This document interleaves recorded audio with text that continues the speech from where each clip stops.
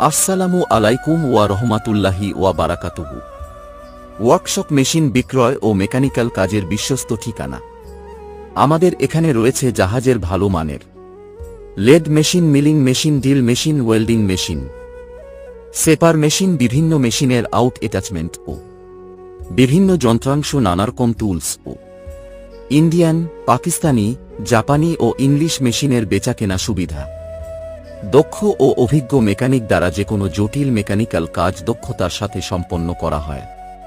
Machine বেচাকেনা ও mechanical কাজের জন্য নির্ভরযোগ্য সেবা।